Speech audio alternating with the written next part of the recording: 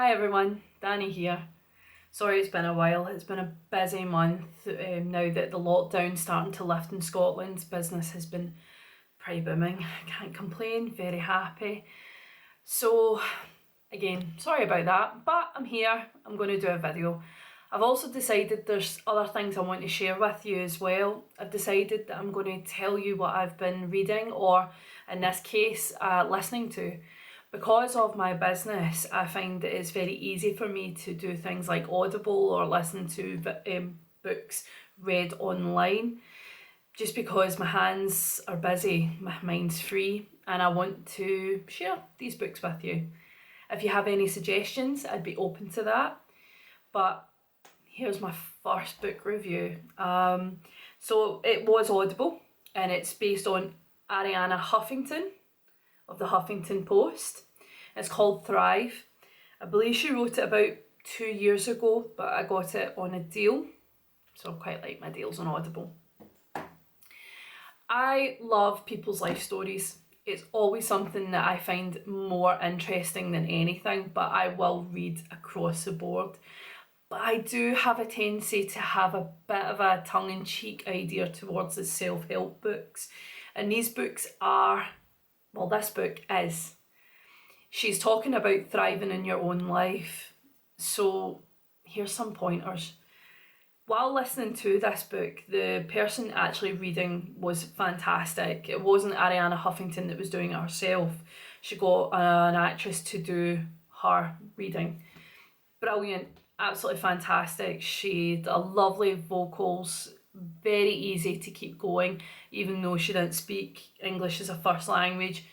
Beautiful voice, very, very harmonic, very flowing. It flowed lovely. So I would suggest, if you do want to do Audible, that might be a good book to start off with. The book itself, however, had very mixed emotions. Now, to understand, I am working class. I'm very proud to be working class.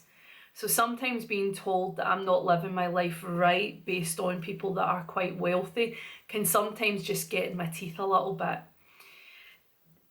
She starts off very much rubbing me up the wrong way with the book. She lists people like David Cameron, Rupert Murdoch, Steve Jobs.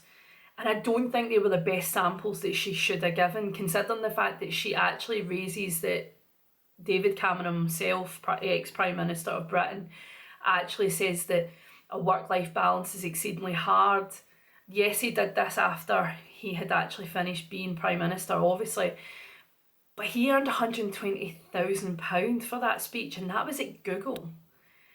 Now, let that just sink in a second. Yes, he's admitting that there needs to be a better work-life balance, and excuse me when I say this, but I worked under his administration, and while his government weren't the ones to introduce 0-hour contracts, their government ran with it. His government ran with it.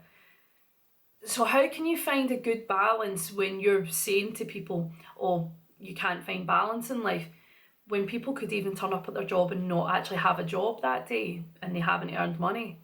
So these things were starting to annoy me at the beginning of the book, how she would list Rupert Murdoch, who on a quick Google check is worth 17.8 billion, and yet he meditates.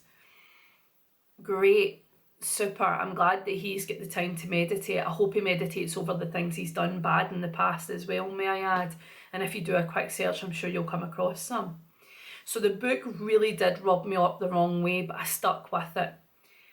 I'll be honest, I'm kind of glad I did. She really does have some very good pointers about how to try and find a little moment within the day to even just, if you can't meditate, to do something to bring yourself back to your centre. It's actually something quite common knowledge, but it's nice to be reminded that you have to do that. I'm a very firm believer in The Secret, and I might actually go into that later on in another video, but it's nice to hear someone like her, so influential, saying take care of yourself. But I like it. I must admit, I did come round to the book quite liking it. There is bits in it where she talks about her daughter's drug addiction, and it's very humbling to listen to it all be laid out and discussed in a very adult manner about how her daughter fell into drugs and her daughter's actual words in it.